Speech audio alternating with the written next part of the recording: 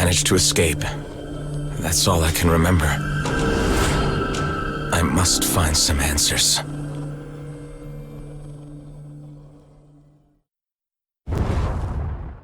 Everspace is a lone wolf starship shooter that has you blasting, beaming, and looting your way through the hostile, demilitarized zone. With an ever-changing universe, searching the galaxy for your lost memories can be breathtaking at times and outright deadly at others. It's time to dust off that old joystick and get into some outer space dogfights. Everspace hits the Steam store with the full release on May 25th with VR capabilities. After a short cutscene, you then take control of your first ship and are launched into a brief tutorial, teaching you the very basics of space. Once you fly through your first jump gate, though, your memories start to return and you are now on your way to learning your past. Jump gates take you to new sectors, with each sector becoming harder than the last. There are a total of 7 sectors within the starting storyline, and each sector has multiple paths and multiple zones for you to choose in hopes of getting to your final goal, the jump gate.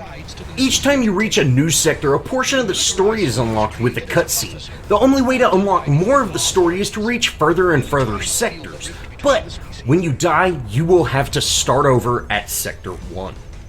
Dying is a fundamental part of Everspace. Not only does it tie into the story, but it helps advance your pilot and your ship's progression.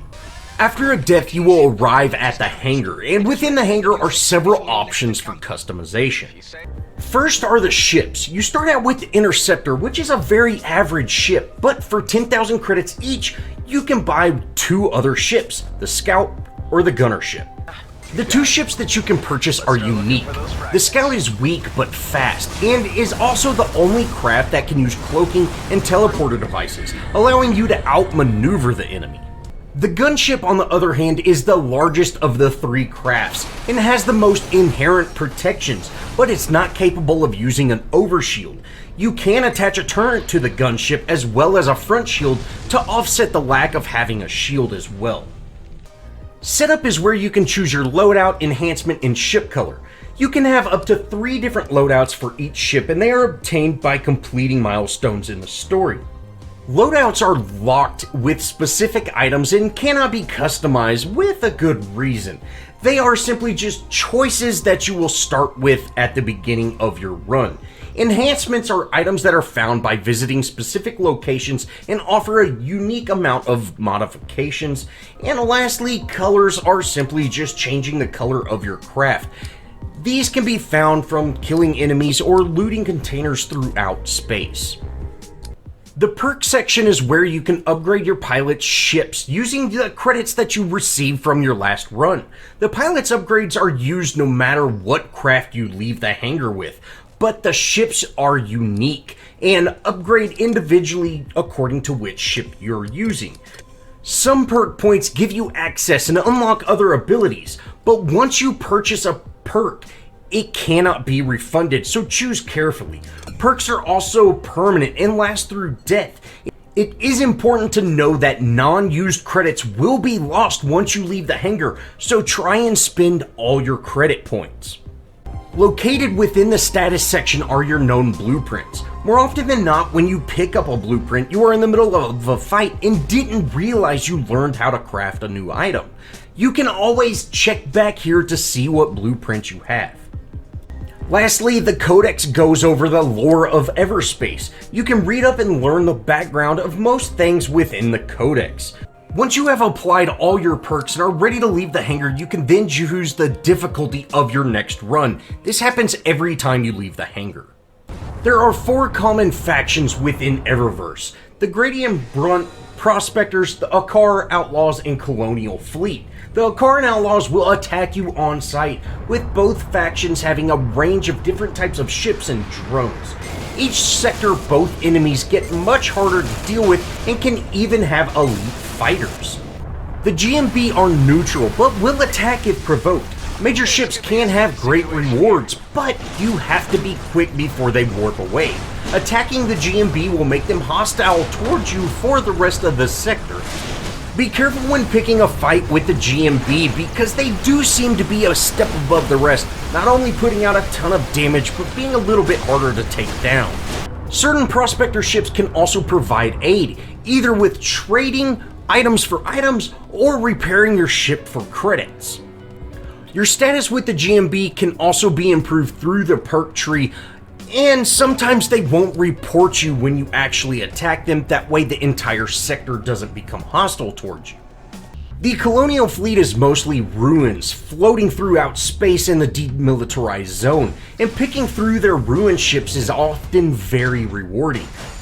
Within these shipwrecks are often hostile drones and turrets guarding tech containers, and one key will be needed for every access keyed room on the colonial ship.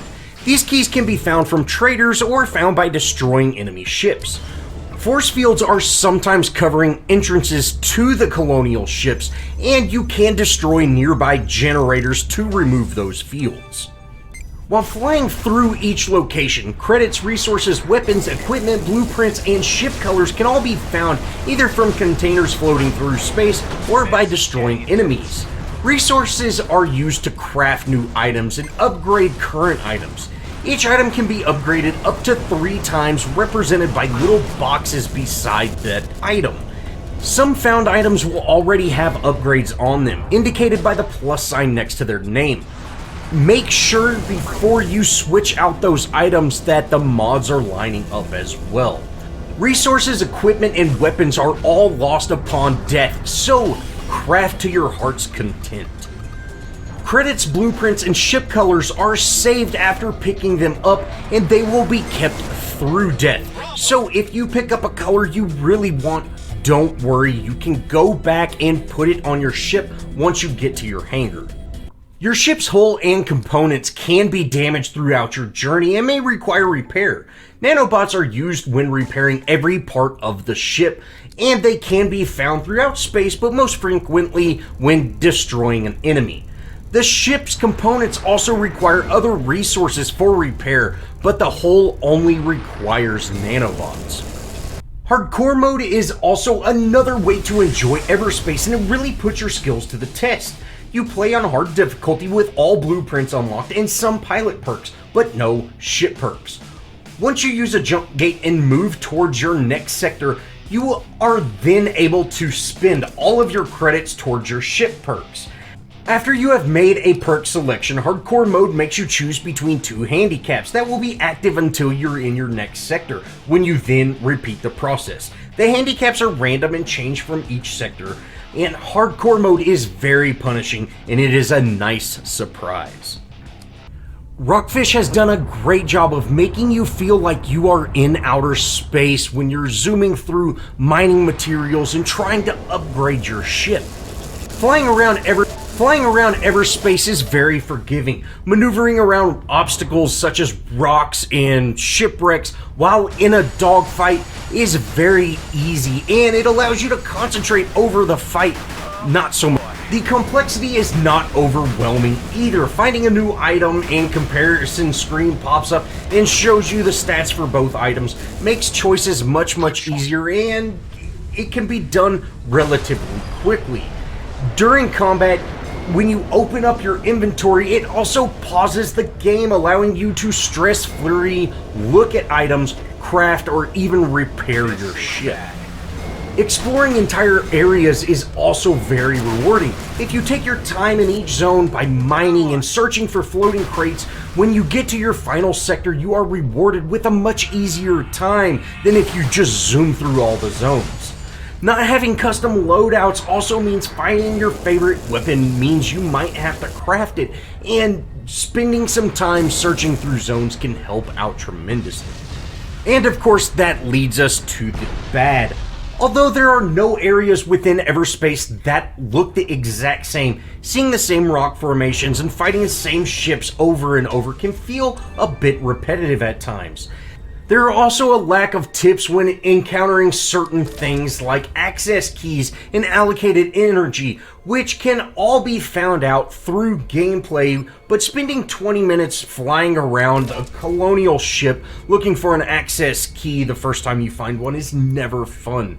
The environment is mostly indestructible, so shooting your way through holes of broken ships or meteors is not an option, which is understandable, but it would have been much more rewarding and fun. Access to the hangar or being able to upgrade your perks upon death makes death part of progression, and it can be a bit disheartening. When you reach a zone and you are clearly outclassed, the only option you have is to die. Without accessing any upgrades, death is going to happen. Everspace does a great job of putting together a compelling but not overbearing story. Everspace does a great job with a compelling but not overbearing story, and at the same time allowing you to blast your way through space.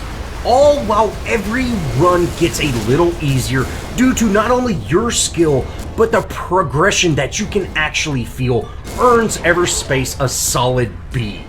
With the only thing really holding it back is its repetitiveness. If you are interested in flying through space with a vast arsenal at your fingertips, Everspace is a solid buy. I must say, I'm impressed.